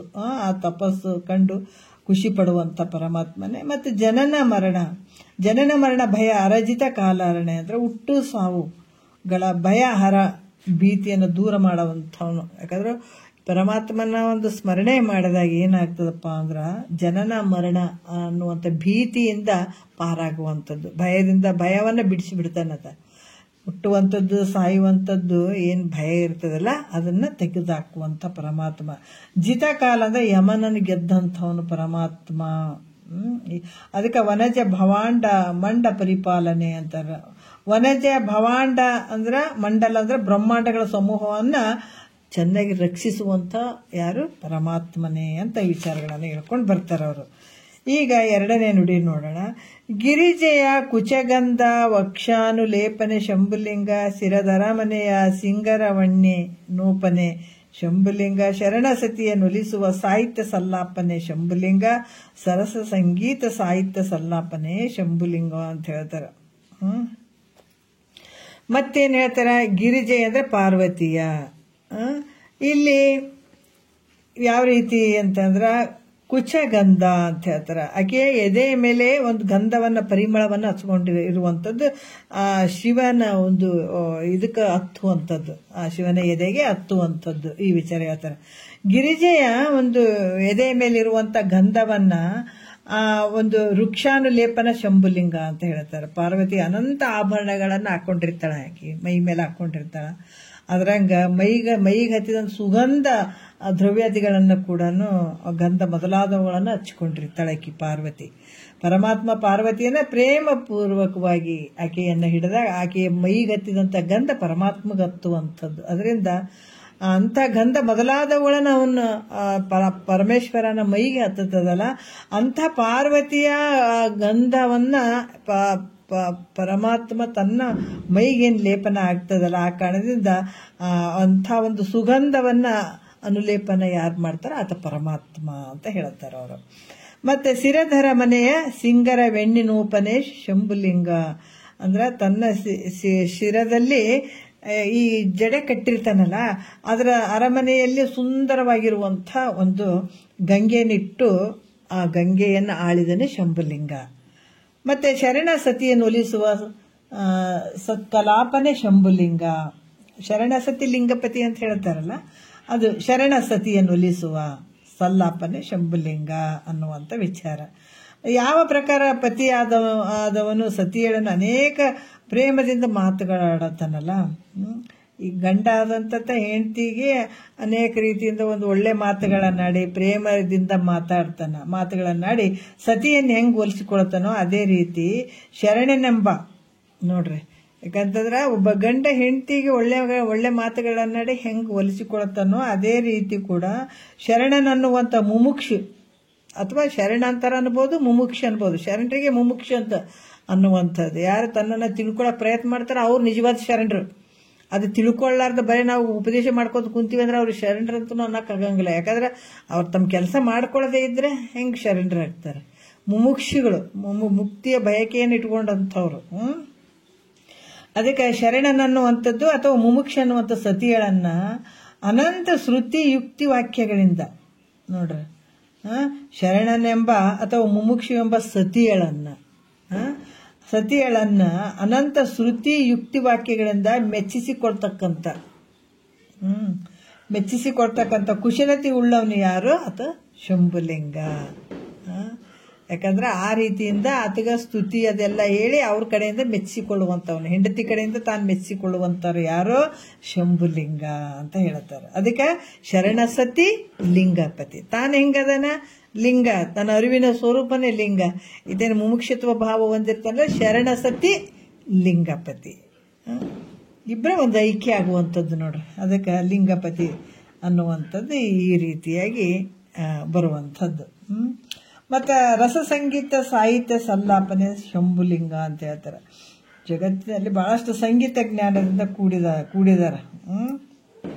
ಅದಕ್ಕೆ ಕಾವ್ಯ ಬರೆಯುವಂಥದ್ದಾಗಿರ್ಬೋದು, ವ್ಯಾಕರಣ, ಪದ, ಇವೆಲ್ಲ ಈ ಪದಾರ್ಥಗಳ ಜ್ಞಾನ ಇರೋದಿಲ್ಲ ಬಹಳಷ್ಟು ಇದರಲ್ಲಿ. ಅಂದ್ರೆ ಈ ಸಾಹಿತ್ಯ ಜ್ಞಾನ, ಸರಸವಾದ ಗಾಯನ ಜ್ಞಾನ ಇಲ್ಲಿ ಮತ್ತೆ ಯಾವ ರೀತಿ ಅಂತಂದ್ರೆ ಸಾಹಿತ್ಯ ಜ್ಞಾನ ಇರೋದಿಲ್ಲ. ಸಾಹಿತ್ಯ ಜ್ಞಾನ ಇದ್ದವನಿಗೆ ಸರಸವಾಗಿದ್ದ ಸಂಗೀತದ ಜ್ಞಾನ ಇರಂಗಿಲ್ಲ. ಒಬ್ರಿಗೆ ಒಂದಿದ್ರು ಒಬ್ರಿಗೆ ಒಂದಿರಂಗಿಲ್ಲ.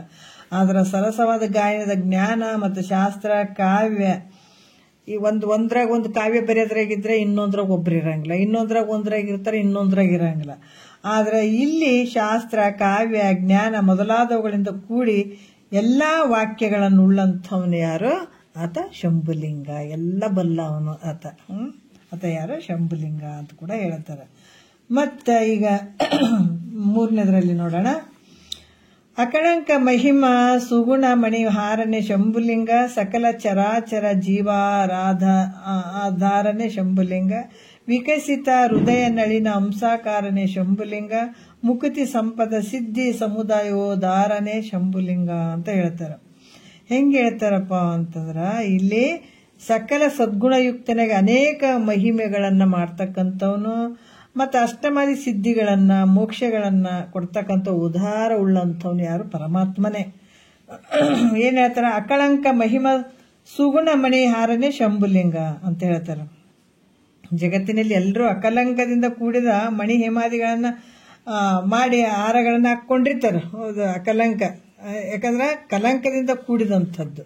ಕಲಂಕದಿಂದ ಕೂಡಿದಂಥದ್ದನ್ನ ಈ ಮಣಿಗಳನ್ನಾಗ್ಲಿ ಮುತ್ತು ರತ್ನಗಳನ್ನಾಗ್ಲಿ ಇವೆಲ್ಲವುಗಳನ್ನ ಹಾರವನ್ನಾಗಿ ಮಾಡಿ ಹಾಕೊಂಡಿರ್ತಾರೆ. ಆದ್ರೆ ಪರಮಾತ್ಮ ಹೆಂಗದನ? ಕಲಂಕ ರಹಿತನಾಗಿರುವಂಥ ಮಹಾಮಹಿಮೆ ಉಳ್ಳಂಥವನತ. ಜಗತ್ತಿನಲ್ಲಿ ನಾವೇನು ಮುತ್ತು ರತ್ನ ವಜ್ರ ವೈಡೂರ್ಯ ಏನು ಹಾಕೊಂಡ್ರು ಕೂಡ ಅವು ಕಲಂಕ ರೀತಿಯಿಂದ ಕೂಡಿರ್ತಾವ. ಆದ್ರೆ ಪರಮಾತ್ಮ ಕಲಂಕ ರಹಿತನಾಗಿರುವಂತ ಬಹಳ ಮಹಿಮೆಯಿಂದ ಕೂಡಿದಂಥವನು, ಸದ್ಗುಣಗಳನ್ನೇ ಹಾರವನ್ನಾಗಿ ಹಾಕಿಕೊಂಡಿದ್ದಾನತ. ಇವರೆಲ್ಲರೂ ಮುತ್ತು ರತ್ನ ಅವೆಲ್ಲ ಹಾಕೊಂಡ್ರೆ ಪರಮಾತ್ಮ ಏನ್ ಮಾಡಿದಾನ, ಸದ್ಗುಣಗಳನ್ನುವಂತ ಹಾರವನ್ನು ಹಾಕೊಂಡಿದ್ದಾನ, ಅವನೇ ಪರಮಾತ್ಮ ಅಂತ ಕೂಡ ಹೇಳ್ತಾರೆ. ಯಾಕಂದ್ರೆ ಕಲಂಕ ರಹಿತನಾಗಿರುವಂತವನು, ಯಾವುದೇ ಕಲಂಕ ಇಲ್ಲ. ಮತ್ತು ಪರಿಶುದ್ಧವಾಗಿರುವಂತ ಸದ್ಗುಣಗಳನ್ನೇ ಹಾರಗಳನ್ನಾಗಿ ಮಾಡಿ ಹಾಕೊಂಡಿದ್ದಾನ ಯಾರು, ಆತನೇ ಪರಮಾತ್ಮ. ಮತ್ತೆ ಸಕಲ ಚರಾಚರ ಜೀವರ ಆರಾಧನೆ ಶಂಭುಲಿಂಗ ಅಂತ ಹೇಳ್ತಾರೆ. ಸಕಲ ಜೀವ ಕೋಟಿಗಳಿಗೆ ಆಧಾರ. ಈಗ ಒಂದು ಅದು ಮುತ್ತಿನ ಸರ ಐತಲ್ಲ, ಅದಕ್ಕೆ ಆ ಸರಕ್ಕೆ ಎಲ್ಲ ತರ ಮುತ್ತುಗಳನ್ನು ಕಲಸ್ರಿ. ಅದನ್ನು ಸರವನ್ನು ಮಾಡಿದಾಗ ಅದಕ್ಕೆ ಆಧಾರವಾಗಿರುವಂಥದ್ದು ಯಾವುದು, ಒಂದು ದಾರ ಇರ್ತದಲ್ಲ. ಆ ರೀತಿ ಕೂಡ ಪರಮಾತ್ಮ ಜಗತ್ತಿನೊಳಗ ಈ ಸಕಲ ಜೀವ, ಉದ್ವಿಜ ಸ್ವೇದಜ ಅಂಡಜ ಜರಾಯುಜ ಸಕಲ ಜೀವರಾಶಿಗಳು, ಮತ್ತು ಪಾತಾಳದಲ್ಲಿರುವಂಥದ್ದು ಜೀವಿಗಳಾಗಿರ್ಬೋದು, ಮತ್ತು ಈ ದೇವತೆಗಳಾಗಿರ್ಬೋದು, ಅಸುರರಾಗಿರ್ಬೋದು, ಇವೆಲ್ಲಕ್ಕೂ ಆಧಾರವಾಗಿರುವಂಥವನು ಯಾರು, ಪರಮಾತ್ಮ ಒಬ್ಬನೇ. ಎಲ್ಲದಕ್ಕೂ ಆಧಾರವಾಗಿರುವಂಥವನು. ಹಾಗಾದ್ರೆ ಯಾವುದು ಏನಲ್ಲ ಆನಂದವು ಅಂದರೆ ಸುಖವು, ಸುಖವಿಲ್ಲದಿದ್ದರೆ ಜೀವನ. ಯಾಕಂದ್ರೆ ಇಲ್ಲಿ ಕೂಡ ಹೇಳ್ತಾರೆ, ಜಗತ್ತಿನ ಜೀವಕೋಟಿಗಳಿಗೆ ಆಧಾರವು ಈ ಪ್ರಾಣ ಅಲ್ಲ. ಹಾಗಾದ್ರೆ ಯಾವುದು ಎನ್ನಲು ಆನಂದವು? ಆನಂದ ಅಂದ್ರೆ ಸುಖವು. ಸುಖವಿಲ್ಲದಿದ್ರೆ ಜೀವನಕ್ಕೆ ಕೇವಲ ದುಃಖಿತನಾಗಿ ಪ್ರಾಣವನ್ನೇ ತ್ಯಾಗ ಮಾಡ್ತಾನ. ಯಾಕಂದ್ರೆ ಆನಂದ ಸಲುವಾಗೇ ಇಷ್ಟೆಲ್ಲ ಬಡದಾಡ್ತಾನ, ಸುಖಕ್ಕಾಗಿ ಬಡದಾಡ್ತಾನ. ಒಂದು ವೇಳೆ ಆತ ಬರೀ ದುಃಖಿತನಾಗಿದ್ರೆ ಪ್ರಾಣವನ್ನು ತ್ಯಾಗ ಮಾಡಿಬಿಡ್ತಾನಂತ. ಅಂದಮೇಲೆ ಜೀವನಿಗೆ ಆಧಾರಭೂತವಾಗಿರುವಂಥದ್ದು ಯಾವುದು, ಸುಖ. ಜಗತ್ತಿನೊಳಗೆ ಒಂದೇ ಉದ್ದೇಶ. ಯಾರಿಗಾರ ದುಃಖ ಬೇಕ್ರಿ ಅಂತಂದಾರೇನ್ರಿ? ಎಲ್ಲರ ಕೇಳಕ್ ಹೋಗ್ರಿ, ಏನೇ ಕೇಳಿ, ಒಟ್ಟು ಸುಖ ಅನ್ನುವಂಥದ್ದು ಒಂದೇ ಉದ್ದೇಶ, ಆನಂದ ಸುಖ, ಅದನ್ನು ಪಡಿಬೇಕನ್ನುವಂಥದ್ದೇ. ಅಂತ ಒಂದು ಈ ಜೀವನಿಗೆ ಆಧಾರಭೂತವಾದಂಥದ್ದು ಸುಖ. ಜೀವನಿಗೆ ಇರುವಂಥದ್ದೇ ಮುಖ್ಯವಾಗಿರುವಂಥದ್ದು ಯಾವುದಪ್ಪ? ಜಗತ್ತಿನ ಜೀವರಾಶಿಗಳೆಲ್ಲ ಬಯಸುವಂಥದ್ದು ಯಾವುದು? ಸುಖನೇ. ಇಂಥ ಸುಖ ಸ್ವರೂಪನಾದಂಥವನು ಯಾರು? ಮುಖ್ಯ ಮೂಲ ನೋಡ್ರಿ, ಒಂದು ಬಾವಿ ಇರ್ತದೆ. ಬಾವಿ ಅಲ್ಲೆಲ್ಲೆಲ್ಲಿ ಬಾವಿ ತೊಡಿದ್ರೆ ಒಳಗಡೆ ಏನಿರ್ಬೇಕು, ಜರಿ ಇರಬೇಕು ಅಲ್ಲ. ಜರಿ ಅಂದ್ರೆ ನೀರು ಬರ್ತಾವ ನೋಡ್ರಿ, ಒಳಗಡೆ ಭೂಮಿಯಿಂದ ಬರ್ತಾವ, ಜರಿ ಅಂತಾರ ಅವಕ್ಕ. ಆ ಜರಿ ಇದ್ರೆ ಆ ಬಾವಿಗೆ ಆಧಾರ, ಅದು ಯಾವತ್ತೂ ಬರ್ತಾನೆ ಇರ್ತದೆ. ಅದೇ ರೀತಿ ಕೂಡ ಸಕಲ ಜೀವರಾಶಿಗಳಲ್ಲಿ ಇರುವಂಥದ್ದು ಪರಮಾತ್ಮ ಯಾವುದು? ಆ ಸುಖದ ಸ್ವರೂಪನೇ ಪರಮಾತ್ಮ. ಎಲ್ಲರಲ್ಲಿ ಅದನ್ನತ ಪರಮಾತ್ಮ ಎಲ್ಲರಲ್ಲಿ ಇದ್ದಾನ. ಆದ್ರ ನಾವು ಅಜ್ಞಾನದಿಂದ ನಮಗೆ ತಿಳ್ಕೊಳಕ್ಕಾಗ್ತಾ ಇಲ್ಲ ಹೊರತಾಗಿ ನಿನ್ನ ವ್ಯವಹಾರಕ್ಕೆ ಎಲ್ಲದಕ್ಕೂ ಆಧಾರ ಆಗಿರುವಂತವನು ಆತನೇ. ಹಂಗೆ ವಿಚಾರ ಮಾಡಿದ್ರೆ ಎಷ್ಟು ಹತ್ರ ಅದನ್ನಲ್ಲ ಪರಮಾತ್ಮನ ನಾವು ಎಲ್ಲೆಲ್ಲೋ ಹುಡ್ಕಕ್ ಹೋಗ್ತೀವಿ. ಅದು ಇವತ್ತು ನಾವು ಮಾತಾಡ್ತೀವಿ, ಇವತ್ತು ತಿರುಗಾಡ್ತೀವಿ, ಇವತ್ತು ನಗ್ತೀವಿ, ಆಡ್ತೀವಿ, ಉಣ್ತೀವಿ, ತಿಂತೀವಿ, ವ್ಯವಹಾರ ಮಾಡ್ತೀವಿ, ಆಯುಷ್ಯ ಅಂತೀವಿ, ಸಾಹಿತ್ಯ ಉಡ್ತೀವಿ. ಎಲ್ಲ ಯಾರ ಆಧಾರ ಮೇಲೆ ನಡೆದದ? ಪರಮಾತ್ಮನ ಆಧಾರದ ಮೇಲೆ ನಡೆದದ. ಇಲ್ಲಿ ಯಾರಿಗೆ ಇಲ್ಲ, ಸ್ವತಂತ್ರತೆ ಏನೂ ಇಲ್ಲ. ಆತನ ಆಧಾರ ಇದ್ದದಕ್ಕೆ ಇಷ್ಟೆಲ್ಲ ವ್ಯವಹಾರ ನಡೆದ. ಆತನ ಇರ್ಲಿಲ್ಲ ಅಂತ ನಡೀತಿತ್ತೇನು? ನಡೆಯಂಗಿಲ್ಲ. ಆತನ ಆಧಾರದಲ್ಲೇ ನಾವು ಇದ್ದುಕೊಂಡು, ಆತನ ಸ್ವರೂಪನೇ ನಾವು ಇದ್ದುಕೊಂಡು ಎಲ್ಲೆಲ್ಲೋ ಹುಡುಕ್ತಾ ಇದ್ದೀವಲ್ಲ, ಇದು ದೊಡ್ಡ ಭ್ರಮೆ ಅಂತ ಹೇಳುವಂಥದ್ದು. ಅದಕ್ಕೆ ಸುಖದ ಸ್ವರೂಪನೇ ಅದನ್ನತ. ಇಂಥ ಮೇಲೆ ಜೀವನಿಗೆ ಆಧಾರಭೂತವಾಗಿದ್ದಂಥದ್ದೇ ಸುಖ. ಇಂಥ ಸುಖ ರೂಪನಾದಂಥವನು ಯಾವನು? ಅವನೇ ಪರಮಾತ್ಮ. ಎಲ್ಲರಿಗೆ ಆಧಾರವಾಗಿದ್ದಾನ. ಎಲ್ಲರ ಶರೀರದಲ್ಲಿರುವಂಥವನು ಇದನ್ನೇ ಮುಖ್ಯವಾಗಿರುವ ಆತನ ಒಂದು ಆನಂದದ ಸ್ವರೂಪನೇ ನೀನಿದೆ. ಆ ಕಾರಣದಿಂದ ಜಗತ್ತಿನ ಜೀವಿ ಕೋಟಿಗಳಿಗೆ ಆಧಾರಭೂತನಾದಂಥವನು, ಸಕಲ ಜೀವ ಕೋಟಿಗಳಿಗೆ ಆಧಾರವಾಗಿರುವಂಥವನು ಯಾರು? ಪರಮಾತ್ಮದ. ಇವೆಲ್ಲ ಏನು ಈ ಪಂಚಭೂತಗಳು, ಇವೆಲ್ಲ ಆಕಾಶ, ವಾಯು, ಅಗ್ನಿ, ಜಲ, ಪಾತಾಳ, 14 ಲೋಕಗಳು, 14 ಲೋಕದಲ್ಲಿರುವಂಥ ಜೀವಿಗಳು, 1 2 ಇವೆಲ್ಲದಕ್ಕೂ ಆಧಾರ ಆಗಿರುವಂಥವ್ನು ಯಾರು? ಪರಮಾತ್ಮನೇ ಅದಾನ. ಅದಕ್ಕೆ ಈ ರೀತಿಯಾಗಿ ಆಧಾರಭೂತನಾದಂಥವನು ಯಾರು? ಆತ ಪರಮಾತ್ಮ. ವಿಕಸಿತ ಹೃದಯ ನಳಿನ ಅಂಸಾಕಾರನೇ ಶಂಭುಲಿಂಗ. ಇಲ್ಲಿ ಕಮಲವನ್ನು ಅರಳಿಸುವುದಕ್ಕೆ ಸೂರ್ಯ ಹೆಂಗೆ ಕಾರಣ ಆಗ್ತಾನೋ, ಕಮಲದ ಹೂ ಹಿಂಗೆ ಬಾಡಿರ್ತದ, ಮುಂಜಾನೆ ಸೂರ್ಯ ಬಂದ ತಕ್ಷಣ ಕಮಲದ ಹೂ ಅರಳುತ್ತದಲ್ಲ, ಹಾಗೆ ಅರಳಿದ ಹೃದಯವೆಂಬ ಕಮಲಕ್ಕೆ, ಹೃದಯ ಅನ್ನುವಂಥ ಕಮಲಕ್ಕೆ ಸೂರ್ಯನ ಸದೃಶ್ಯವಾಗಿರುವಂಥವನು ಯಾರು? ಪರಮಾತ್ಮ.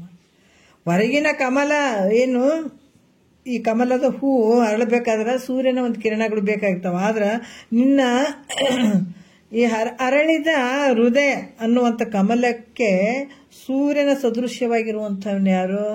ಅವತ್ತ ಪರಮಾತ್ಮ. ಮುಕುತಿಯ ಸಂಪದ ಸಿದ್ಧಿ ಸಮುದಾಯೋದಾರನೇ ಶಂಭುಲಿಂಗ.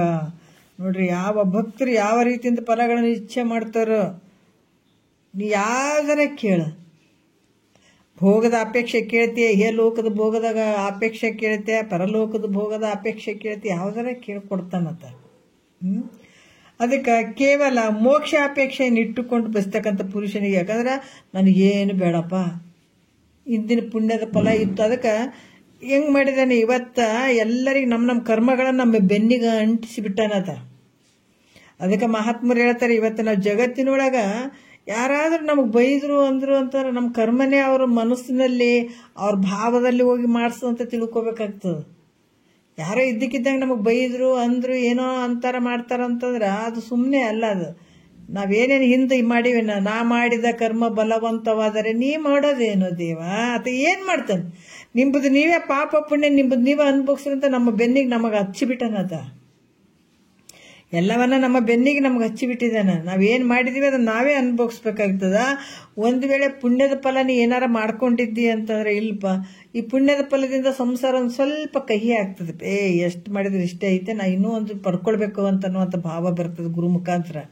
ಆವಾಗ ನನಗೆ ಏನು ಬೇಡಪ್ಪ ಅಂತ ನಿಷ್ಕಾಮ ಫಲವನ್ನು ಇಟ್ಕೊಂಡು ಯಾವುದೇ ಒಂದು ಫಲಾಪೇಕ್ಷೆಯನ್ನು ಇಟ್ಕೊಳ್ಳಾರ್ದೆ ನಮಗೆ ಮೋಕ್ಷನೇ ಆಗಬೇಕು, ಈ ಜನ್ಮ ಸಾರ್ಥಕ ಮಾಡ್ಕೊಳ್ಬೇಕು, ಮುಕ್ತಿಯನ್ನು ಪಡ್ಕೊಳ್ಬೇಕನ್ನುವಂಥ ಭಾವ ಇಟ್ಕೊಂಡು ಪರಮಾತ್ಮನ ನಾಮಸ್ಮರಣೆಯನ್ನು ಮಾಡಿದ್ರ, ಪರಮಾತ್ಮನನ್ನು ಭಜಿಸಿದ್ರ ಅಂಥ ಪುರುಷನಿಗೆ ಮೋಕ್ಷವನ್ನು ಕೂಡ ದಾರಿ ತೋರಿಸ್ತಾನ, ಕೊಡ್ತಾನ. ಅದಕ್ಕೆ ಯೋಗಿಗಳಿಗೆ ಅಣಿಮಾದಿ ಅಷ್ಟ ಸಿದ್ಧಿಗಳನ್ನು ಸಕಾಮನೆಯಿಂದ ಭಜಿಸತಕ್ಕಂಥವರಿಗೆ ಭೋಗಗಳನ್ನು ನೋಡ್ರಿ, ಯೋಗಿಗಳು ಕೆಲವೊಂದು ಅಣಿಮಾದಿ ಸಿದ್ಧಿಗಳನ್ನು ಪಡ್ಕೊಳ್ಬೇಕನ್ನುವಂಥ ಕೆಲವೊಂದು ಯೋಗಿಗಳು ಇರ್ತಾರೆ. ಆ ಸಿದ್ಧಿಗಳನ್ನೇ ಬೇಕು ಅಂತ ಬಯಸಕ್ಕಂಥವ್ರಿಗೆ ಅವ್ರಿಗೆ ಕೂಡ ಇವನು ಕೊಡ್ತಾನತ್ತ ಪರಮಾತ್ಮ. ಆ ಥರ ಈ ರೀತಿ ಇಟ್ಕೊಂಡು ಭಜಿಸುವಂಥವ್ರಿಗೆ ಇಂಥವನ್ನ ಕೊಡ್ತಾನತ್ತ, ಭೋಗಗಳನ್ನು ಕೊಡ್ತಾನೆ. ಯಾರು 10 ಬೇಡಿದ್ರೆ 20 ಬೇಡಿದ್ರೆ 50 ಕೊಡ್ತಕ್ಕಂಥ ಉದಾಹರಣೆ ಯಾವನು ಅವನು. ಯಾಕಂದ್ರೆ ಅದು ಹೇಳ್ತಾರಲ್ಲ, ಒಂದು 2 ಹೆಜ್ಜೆ ಮುಂದಿಟ್ಟು 12 ಹೆಜ್ಜೆ ಬಂದು ನನ್ನ ಶಿಷ್ಯನನ್ನು ಕಾಪಾಡ್ತೀನಿ ಅಂತಾನೆ ಪರಮಾತ್ಮ, ಅದನ್ನ ತಬ್ಕೊಳ್ತೀನಿ ಅಂತಾನ. ಅದಕ್ಕೆ ಶಿವನೇ ನಿನ್ನನ್ನು ಒಲಿಸಲಬಹುದು, ನರ ಜನರನ್ನು ಒಲಿಸೋದು ಬಲು ಕಷ್ಟ ಅಂತ ಹೇಳ್ತಾರ. ಈ ಮನುಷ್ಯರಿಗೆ ಒಲಿಸೋದು ಈ ಬಂಧು ಬಳಗ ಹೆಂಡತಿ ಮಕ್ಕಳು ಇವೆಲ್ಲ ಏನು ಅದಾವ, ಇದ್ರ ಮೇಲೆ ಇಟ್ಟಂತ ಒಂದು ಪ್ರೀತಿ ಭಗವಂತನ ಮೇಲೆ ಇಟ್ಟರೆ ಜನ್ಮನೇ ಸಾರ್ಥಕ ಆಗಿಬಿಡ್ತದೆ. ಅಷ್ಟು ಇದು. ಯಾಕಂದ್ರೆ ಆತಿಗೆ ಏನಿಲ್ಲ ನೋಡ್ರಿ, ಒಂದು ಪರಿಶುದ್ಧವಾದ ಮನಸ್ಸಿನಿಂದ ಭಜಿಸಿದ್ರ ಒಂದು 10 ಕೇಳಿದ್ರೆ 20 ಕೊಡ್ತಾನ, 20 ಕೊಟ್ರೆ 50 ಕೊಡ್ತಾನ, 50 ಕೊಟ್ರೆ 100 ಕೊಡ್ತಾನೆ, ಹಿಂಗೆ ಕೊಡತ್ತ. ಅದಕ್ಕೆ ಈ ರೀತಿಯಾಗಿ ಕೊಡುವಂಥವನು ಯಾರು ಉದಾರ ಭಾವದಿಂದ ಕೊಡ್ತಾನಲ್ಲ ಆತನೇ ಪರಮಾತ್ಮ ಅಂತ ಕೂಡ ಹೇಳ್ತಾರೆ. ಆ ರೀತಿ ಇರುವಂಥ ಪರಮಾತ್ಮನ ವಿಷಯವನ್ನ ಹೇಳಿದ್ರು. ಮತ್ತು ಭಕ್ತನಾದಂಥವನು ಪರಮಾತ್ಮನ ನಿರ್ಗುಣ ಸಗುಣ ರೂಪಗಳನ್ನೇ ಕೇಳಿದ. ಇಷ್ಟೊತ್ತನ ಸಗುಣ ರೂಪವನ್ನು ಕೇಳಿದ, ನಿರ್ಗುಣ ರೂಪವನ್ನು ಕೇಳಿದ, ಎಲ್ಲ ಕೇಳಿದ. ದುಃಖದಿಂದ ಕೂಡಿದಂಥ ಭಗವಂತ ಈಗೇನು ಕೇಳಕತ್ತನಪ್ಪ, ನನ್ನನ್ನು ಕಾಪಾಡೋ ತಂದೆ ಅಂತ ಭಕ್ತನಾದಂಥ ಪರಮಾತ್ಮನನ್ನು ಕುರಿತು ಕೇಳತ್ತಾನೆ. ನನಗೆ ಭಾಳ ಕಷ್ಟ ಐತೆ, ನನ್ನನ್ನು ಕಾಪಾಡು ತಂದೆ ಅಂತ ಭಕ್ತನಾದಂಥ ಪರಿಯಾಗಿ ಪರಮಾತ್ಮಗೆ ಕೇಳ್ತಾನೆ. ಏನು ಕೇಳ್ತಾನೆ ಅನ್ನುವಂಥದ್ದು ನಾಳೆ ನೋಡೋಣ. ಒಂದೆರಡು ಮದ್ದು ಗುರುಗಳ ಪಾದಕ್ಕೆ ಅರ್ಪಿಸಿ ಹರವು.